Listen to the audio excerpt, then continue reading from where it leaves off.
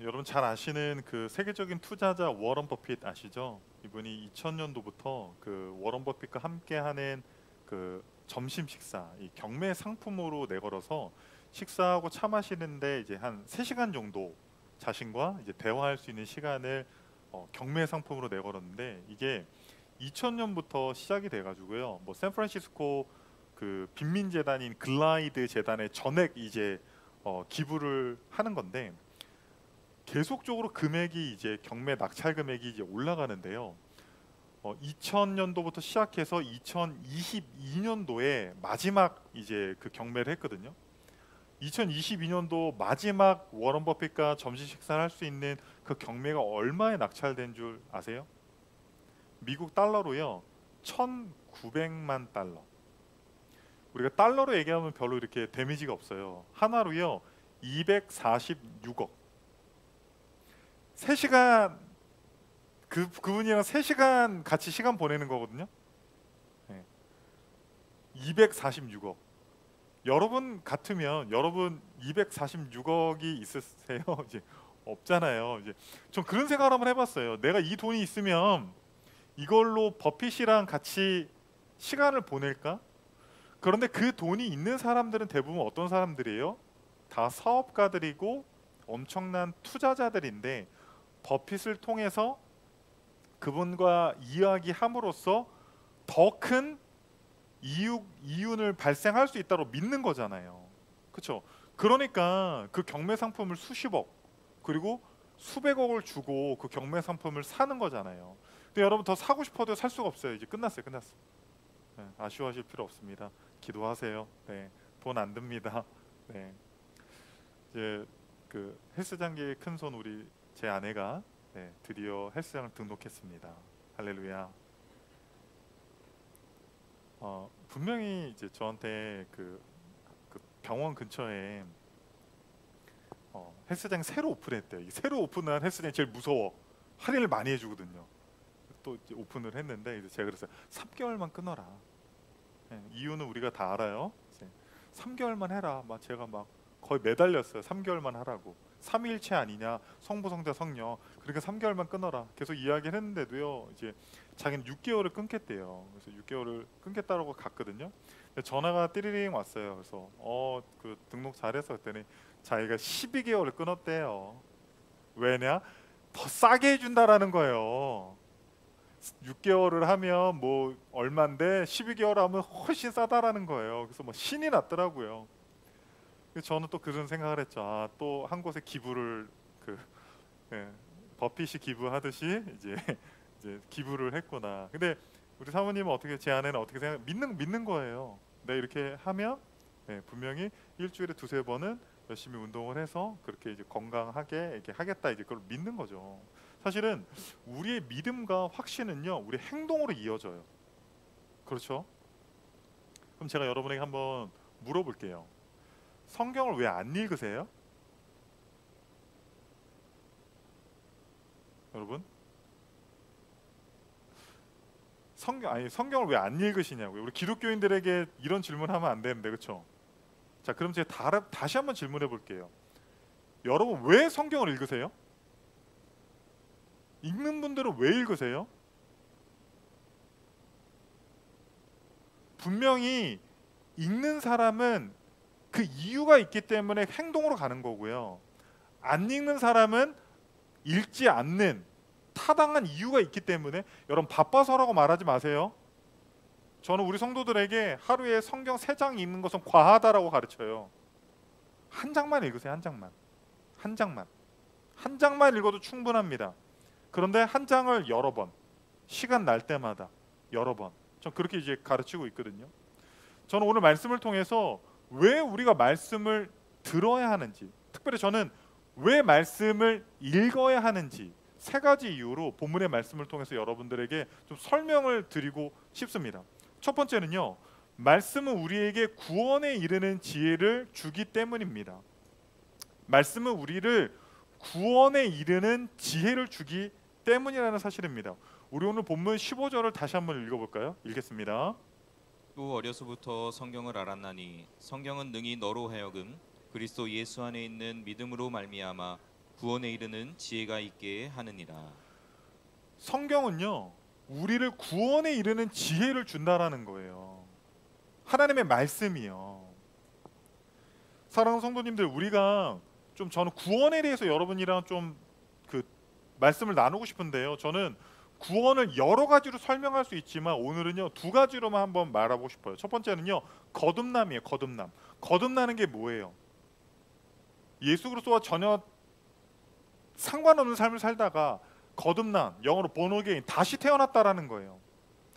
성령께서 우리 안에 들어오셔서 중생했다라는 거죠.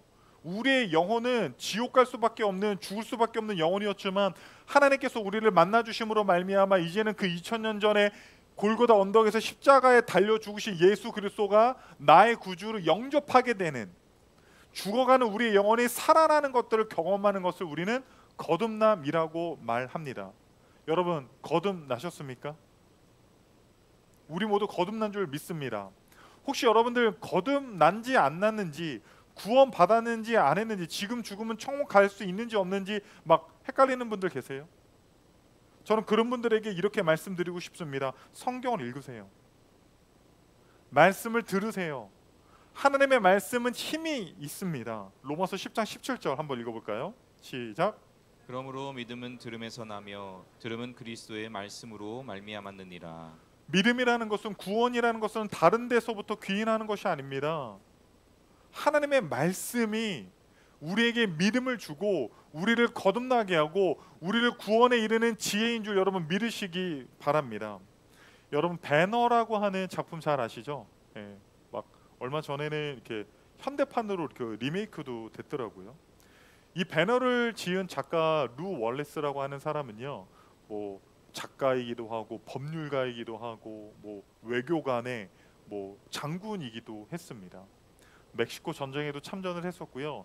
남북 전쟁에서는, 그러니까 미국의 남북 전쟁에서는 북측의 육군 소장으로 이제 참여를 했었던 사람입니다. 그런 이 사람이 남북 전쟁이 끝난 이후에 마음을 먹어요. 어떤 마음을 먹냐면요, 이 세상 사람들이 너무 기독교라고 하는 환상에 사로잡혀 있다라는 거예요. 그걸 깨줘야 되겠다라고 생각해서 도서관에 들어가서 연구하고, 특별히 기독교가 허구라는 것을 밝히기 위해서 뭐가 필요해요? 기독교인들이 믿는 성경이 가짜라는 것을 밝혀내야 되잖아요. 그래서 엄청나게 연구하기 위해서 성경을 읽습니다. 그런데요, 이 루 월레스가요, 성경을 읽다가 성경을 공격하고 기독교를 공격하고 교회를 공격하려고 성경을 읽다가 어떻게 됐어요? 예수를 믿게 됐어요. 의도와 목적이요, 아주 악했다라는 거예요. 악한 의도를 가지고 교회를 공격하고 이 세상에서 기독교를 완전히 없애버리려고 성경을 읽었는데, 그 성경을 읽으면 읽을수록 그 성경이 하나님의 말씀으로 받아들여지고, 아멘, 예수를 자신의 구원자로 고백하는 놀라운 경험이 생겨났다라는 사실입니다. 사랑하는 여러분, 말씀은 능력이 있습니다. 왜냐하면 하나님의 말씀이기 때문이에요. 여러분, 자기계발 서 읽으시고요, 자기계발 강연들 많이 한번 봐보세요.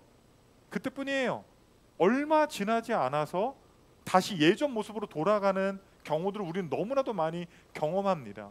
그런데 여러분, 왜 설교가 능력이 있고 왜 성경이 능력이 있냐면, 이것은 하나님의 말씀이기 때문에, 이 말씀을 통해서 여러분 안에 역사하시는 하나님이 계시기 때문입니다. 여러분, 믿으십니까? 구원은요, 구원에 이르는 지혜를 준다고 했죠. 우리를 거듭나게 해요. 첫 번째가. 두 번째는요, 성화입니다. 성화가 뭐예요? 예수님을 닮아가는 과정이라는 거예요. 여러분, 구원의 서정이라고 한번 들어보셨어요? 이 표를 한번 보여주시겠어요? 신학자들이요, 성경을 통해서 우리가 구원받아가는 이 과정들을 이렇게 설명을 한 것인데요. 소명, 하나님이 우리를 부르셨다라는 거예요. 중생, 우리 안에서 하나님이 오셔서 우리가 다시 태어났다라는 거예요. 죽어가는 우리 영혼이 다시 새 생명을 얻었다라는 거예요. 그래서 믿음이 생기죠. 그리고 회심하게 돼요. 여태까지 내가 말했던 거, 행동했던 거, 아, 이게 죄였구나, 죄로부터 돌아선다라는 거예요. 그리고 칭의, 하나님이 나를 의롭다고 하시는 거예요. 나는 내가 죄인인 줄 알았는데 나는 그저 그런 사람이라고 생각했는데 하나님께서 나를 의로운 자라고 여겨 주셨다라는 거예요. 그리고 양자가 뭐예요? 더 이상 죄의 자녀가 아니라 하나님의 자녀를 나를 자녀 삼아 주셨구나.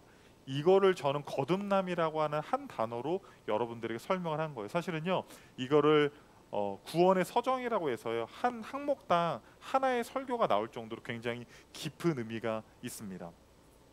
그런데 여러분, 지금 우리는요, 이 양자까지 됐어요. 이미 여러분이 거듭났다라고 한다면, 예수를 믿었다라고 한다면, 이 과거에 있는 모든 것들이 여러분의 삶 속에서 이루어진 거예요. 그러면 구원을 계속 이루어 가야 되잖아요. 이루어 가야 하잖아요. 많은 신학자들이 이야기하는 거는 구원은 이미 임했지만 아직 임하지 않았다라고 얘기해요. 무슨 말입니까? 현재적인 단계가 필요한 거예요. 그리고 나중에 어떻게 돼요? 예수님께서 이 땅에 오시는 날, 우리가 다시 부활하는 날 영화롭게 우리를 하시거든요. 그러면 여러분, 우리가 지금 이 땅에서 살아갈 때 예수를 10년, 20년, 30년, 40년 믿어도 왜 그 모양 그 꼴이라는 소리를 듣냐면 구원에 대해서 오해하고 있기 때문이에요. 한번 내가 기도하다가, 내가 찬양하다가 예수를 인격적으로 영접하고 나 천국 갈 수 있게 됐구나라는 것을 아주 구원을 단순화하기 때문입니다. 지금 우리가 구원을 이루는 지혜가 필요하다는 거예요. 성화가 필요하다는 거예요. 이 견인은요, 여러분 뭐 그 추나요법 견인 치료 이런 거 아니고요. 하나님께서 한번 선택한 백성은 절대로 버리시지 않는다라는 것을 성도의 견인이라고 합니다. 그러면 이제 우리의 삶 속에서 필요한 건 뭐예요? 성화가 필요하다라는 거예요. 즉 예수님을 닮아가는 그 모습들이 우리 안에 필요하다라는 겁니다. 여러분, 그렇다고 한다면, 우리가 예수님을 닮으려고 한다면, 하나님께 기쁨이 되려고 한다면 하나님의 무엇을 우리에게 원하시는지 알아야 될 거 아니에요? 아니에요? 우리 여기 청년들 좀 있는, 남자 청년들이 있는데, 여러분, 연애를 하려면, 여자친구를 사귀려면 뭐가 필요해요? 여자의 마음을 아는 게 필요합니다. 할렐루야. 그래서 뭐 누나한테 물어보기도 하고, 막 여동생한테 물어보면 넌 안 돼, 생긴 게 빠그라져서 안 돼, 막 이런 얘기 하기도 하는데, 여러분 낙심하지 마세요. 지금 우리 집사님들 중에서도 이미 결혼도 잘 하시고, 할렐루야, 아이도 낳으시고, 소망을 가지시기 바랍니다. 마음을 알아야 될 거 아니에요. 하나님의 마음을 알기 위해서는 여러분, 하나님의 마음을 다 기록한 책이 성경이라는 것입니다. 여러분 믿으십니까? 우리 고린도후서 3장 18절을요 공동 번역으로 한번 읽어보겠습니다. 고린도후서 3장 18절 읽겠습니다. 우리는 모두 얼굴에 너울을 벗어버리고 거울처럼 주님의 영광을 비추어 줍니다. 동시에 우리는 주님과 같은 모습으로 변화되어 영광스러운 상태에서 더욱 영광스러운 상태로 옮아가고 있습니다. 이것이 성령이신 주님께서 이루신 일입니다. 더욱더 우리가 영광스러운 상태로, 예수 그리스도를 닮은 상태로 나아가기 위해서 필요한 것, 그것을 이루시는 분은 누구예요? 성령 하나님이 우리 안에서 이루신다라는 겁니다. 여러분 이렇게 예배 드리실 때, 또 말씀을 들으실 때, 또 한 주간 각자의 삶 속으로 돌아가서 성경을 읽으실 때, 여러분 안에 있는 육체의 소욕과 죄는 죽고 하나님의 말씀을 읽을 때 성령이 여러분을 하나님이 기뻐하시는 사람으로 만들어 가실 줄 믿습니다. 루 월레스는 적대적인 마음으로 성경을 읽었음에도 불구하고 성령 하나님께서 그 안에서 역사하시지 않으셨습니까? 여러분, 하나님께 감사한 마음을 가지고, 하나님, 성령 하나님 나를 이끌어 주세요라는 그 마음을 가지고, 주님을 의지하는 마음을 가지고 말씀을 의지할 때 더욱더 큰 역사가 우리의 삶 속에서 이루어질 줄로 믿습니다. 두 번째는요, 말씀은 우리의 삶의 기준이라는 겁니다. 우리 16절 한번 읽겠습니다. 디모데후서 3장 16절입니다. 모든 성경은 하나님의 감동으로 된 것으로 교훈과 책망과 바르게 함과 의로 교육하기에 유익하니. 네, 교훈하고 책망하고 누군가를 혼내고 바르게 하고, 이 모든 것들을 할 때 기준이 뭐라고 하는 거예요? 하나님의 말씀이 성경으로 지금 목회를 하라고 사도 바울이 자신의 제자 디모데에게 권면을 하고 있는 겁니다. 장혜영 사모님이라는 분이 계세요. 굉장히 유명하신 분인데 뭐 책도 쓰시고, 이분이 왜 유명해졌냐면요, 아드님이요, 조금 되신 것 같아요. 아드님이요, 만 15세 때 연세대학교 법학과에 합격을 합니다. 이게 끝이 아니에요. 조금씩 된 것 같아요. 왜냐하면 만 21세에요, 최연소로 사법고시에 패스를 합니다. 제가 이제 그 미국에 있을 때도 한 교회에 그 사모님이 두 딸을 전부 다 과외 한 번 안 시키고 사모님이 교육을 시켜서 프린스턴 대학교에 두 딸을 다 입학시켰어요. 그래서요, 전교인이 그 사모님에게 다 찾아가서 뭘 물어봐요?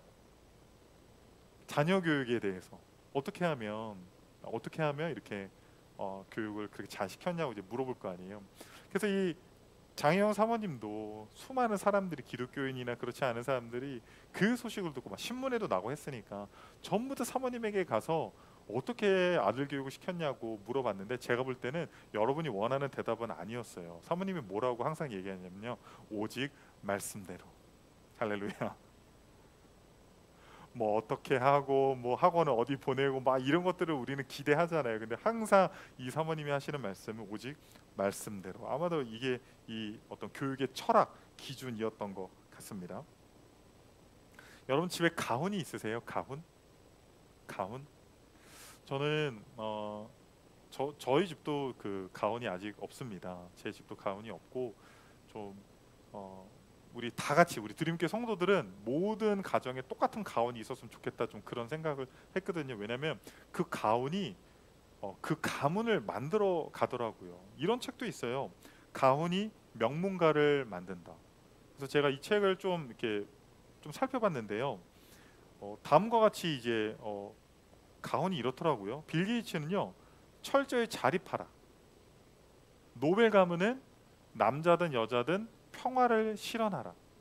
루즈벨트 가문은 인간은 운명의 포로가 아니라 단지 자기 마음의 포로일 뿐이다. 공자 가문은 뭐예요? 여러분 한번 읽어보세요. 메디치 가문은요? 이 쭉 가문들의 이런 가훈들을 보면서요, 한 가문의 가훈이 제 눈에 딱 들어왔어요. 누구였냐면 미국의 석유 왕이었던 록펠러 가문이었어요. 가훈이 어떻게 되냐면요, 뭐예요? 주는 사람이 더 행복하다. 여러분, 이 가훈을 딱 읽었을 때 딱 생각나는 성경 구절 없어요? 저는 이 여러 가문들의 가훈들을 쭉 보면서 그 록펠러 가문의 이 가훈을 딱 보면서 딱 생각나는 성경 구절이 있었어요. 사도행전 20장 35절입니다. 읽겠습니다. 범사에 여러분에게 모범을 보여준 바와 같이 수고하여 약한 사람을 돕고 또 주 예수께서 친히 말씀하신 바 주는 것이 받는 것보다 복이 있다 하심을 기억하여야 할지니라. 할렐루야. 이 록펠러는 석유 왕으로서 그 당시 시대의 어떤 인플레이션 같은 걸로 쭉 계산을 하면요, 록펠러의 그 재산이요, 빌 게이츠의 재산보다 3배 더 많을 거라고 학자들이 추정을 하고요. 실제로 이 록펠러는 11조를 했는데 11조를 하기 위해서 그것을 계산하는 직원들이 여러 명이 있었대요. 그 11조 계산하는 직원만 둘 정도로 어마어마한 부자였다라는 겁니다. 하나님께서 그 하나님의 말씀을 중심에 두고 자신의 가문의 어떤 진리로 여기고 그것을 기준으로 두고 살아갈 때 하나님께서 그 가문에게 엄청난 은혜와 복을 주셨다라는 겁니다. 우리 구약 성경에도 그런 사람이 있어요. 다니엘과 그의 친구들. 여러분, 다니엘과 친구들이 이제 어떤 바벨론 왕궁으로 끌려가서 거기에서 엘리트 교육을 받으면서 무엇을 거절하죠? 왕이 하사하는 그 음식들을 거절을 해요. 근데 저는 사실 그 장면들을 보면서 다니엘과 그의 친구들이 새삼 굉장히 대단하다고 생각했던 건, 다니엘이 아버지가 바벨론으로 유학 보내줘서 바벨론 대학교 경제학과 나와서 이렇게 무슨 고시 공부를 해서 등용이 돼서 엘리트로 교육을 받는 것이 아니라 지금 뭐예요? 나라가 망했잖아요. 포로로 잡혀간 거 아닙니까? 그러면 여러분 당시 고대 시대에는 전쟁이 어떤 의미가 있습니까?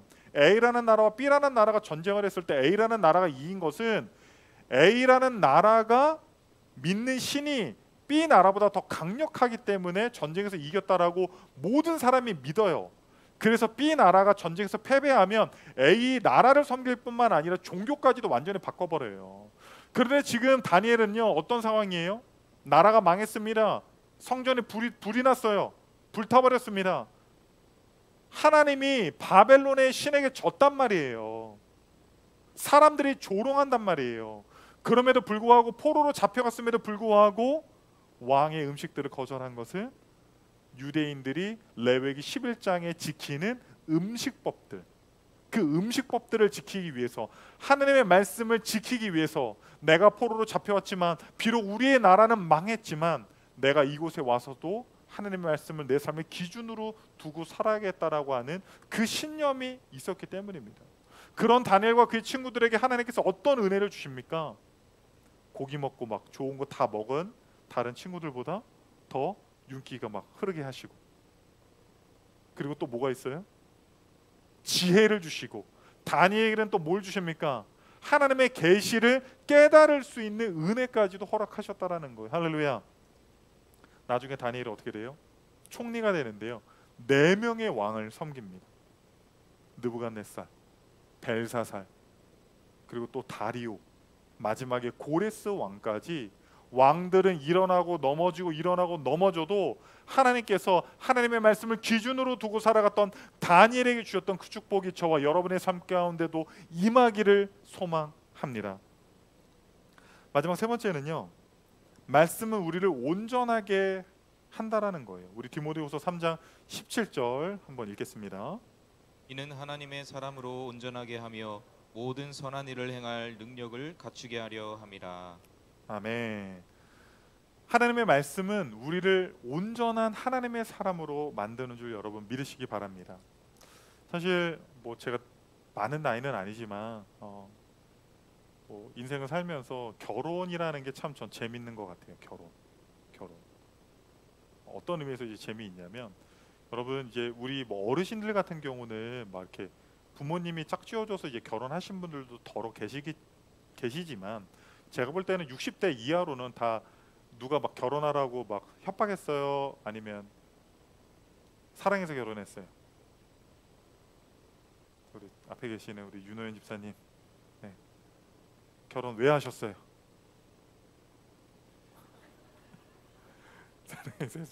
우리 이문희 집사님, 아들을 두고 있는데 결혼 왜 하셨어요? 그 영등포역 그 근처 커피숍에서 그 새벽까지 두 분의 스토리를 듣는데 너무 뜨거웠어. 새벽까지 그렇게 그냥 커피숍에서 집에도 안 가고 한 2-3시간 자고 다시 출근하고, 그게 사랑의 힘 아닙니까? 사랑해서 결혼했잖아요. 근데 놀라운 건요, 어떤 사람은 사랑해서 결혼했는데 천국을 만드는 사람도 있고, 사랑해서 결혼했는데 그 가정생활을 지옥으로 만드는 사람도 있어요. 여러분 핑계대지 마세요. 누가 결혼하라고 막 여러분 막 총으로 너 결혼 안 하면 쏴 죽이가 쏘 막 이렇게 하는 사람 아무도 없어요. 여러분이 하겠다고 했지. 왜 그때 왜 나 안 말렸어 엄마 이러면서 막 그러기봤자 여러분 소용없습니다. 여러분이 선택한 길이에요. 그런데 어떤 사람들은 결혼을 해서 천국을 만드는 반면 어떤 사람은 왜 지옥 같은 상황을 만듭니까? 저는 그렇게 생각해요.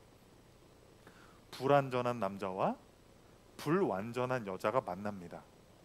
그러면 어떻게 돼요? 불완전함이 더 커져요. 남자도요, 내 불완전함을 인정해줘. 방에서 막 게임하고. 여자도 내 불완전함을 인정해줘. 막 그렇죠? 그래서 둘이 누굴 낳아요? 자식을 낳는데 요 자식은 완전해요? 아니면 불완전해요? 야, 불완전한 게 또 나왔네. 하나로 부족하대 또 나와. 어떤 사람은 막 또 나요, 또 나. 그래서 그냥 불완전한 파티를 하는 거예요. 강남에 굉장히 큰 교회 목사님인데 그 목사님 설교를 듣다가 그런 얘기를 하시더라고요. 자기가 주례했던 두 남녀가 이혼하겠다라고 목양실로 찾아온 거예요. 그래서 1시간 동안 네가 잘못했니 내가 잘못했니 막 서로 이제 막 그러는데 그 목사님이 그런 얘기를 하더라고요. 외모면 외모, 집안이면 집안, 학벌이면 학벌, 모든 것이 완벽한 두 남녀가 싸우는 그 광경이 너무나도 자기는 이해가 안 갔다라는 거예요. 누가 봐도 이 남자는 결혼하고 싶은 남자고 누가 봐도 이 여자는 결혼하고 싶은 여잔데 그 둘이 만나서 서로 싸우고 있는 광경이 너무나도 재미있었다고, 이해가 안 갔다고 이제 그런 이야기를 하는 경우를 설교를 제가 들은 적이 있습니다. 여러분 왜 그래요? 우리가 볼 때는 완벽한 것 같지만 살아보면 어떻게 해요? 살아보면 어떻게 해요? 그 사람의 불완전함이 너무나도 우리의 눈에 많이 보이기 때문 아닙니까? 여러분 오늘 본문 디모데후서 3장 17절의 말씀을 이제 초기 기독교의 교부 크리스톰은요 이렇게 그 첨언을 달았습니다. 하나님의 사람들은 성경을 통해서 온전해질 수 있다. 믿으십니까? 이 말은 하나님의 말씀이 없이는 당신은 온전해질 수 없다는 뜻이다. 여러분 무슨 말인지 여러분 이해하시겠어요? 공부를 많이 했다라고 여러분 인격적으로 성숙할 것 같아요? 절대 아니에요. 절대 아닙니다.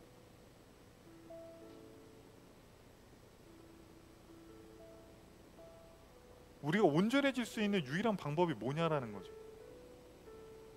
계속 불완전한 사람들끼리 똑딱거리고 회사에서도 똑딱거리고 학교에서도 똑딱거리고 가정에서도 막 그리고 여러분 우리가 그걸 너무 당연한 것으로 여기지 않았으면 좋겠어요.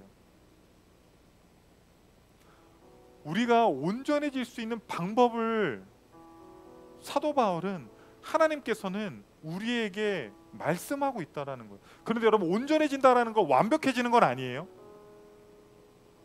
아 우리 엄마는 교회 다니는데 뭐 우리 아빠는 기도하는데 왜 저래? 여러분 완벽해진다라는 말로 오해하면 안 돼요. 온전해진다라는 건요 헬라어로 아르티오스라고 하는 단어인데요 이런 뜻이 있어요. 어떤 일에 대해 충분한 자격이 생기는 거예요.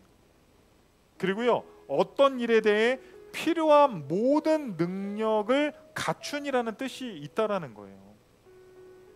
여러분 우리는요 자격이 생겼어요. 더 이상 하나님이 우리를 죄인으로 바라보시는 것이 아니라 하나님이 우리를 하나님의 자녀로 의롭다고 여겨주셨어요. 그러면 우리는 이 땅에서 우리 모두는 어떠한 사명이 생겨요. 어떤 지위가 생기고요 어떠한 역할들이 생긴다라는 거예요. 우리가 예수 그리스도를 닮아서 그분과 같이 온전한 사람이 되기 위해서는 하나님의 말씀을 듣고 하나님의 말씀을 읽는 행위가 반드시 필요하다라는 거예요. 왜냐하면 하나님의 말씀은 살아있고 활력이 있어서 좌우의 날선 그 어떤 것보다 예리하여서 우리의 혼과 영과 관절과 골수를 찔러 쪼개기까지 하기 때문입니다. 여러분 믿으십니까? 여러분 믿으십니까? 자기개발서를 읽고 자기개발 어떤 그 강연들을 듣고 내가 해야 되겠다, 내가 변화되어야 되겠다. 여러분 얼마나 가십니까? 여러분의 노력이, 여러분의 결단이 여러분의 삶을 얼마나 변화시킵니까?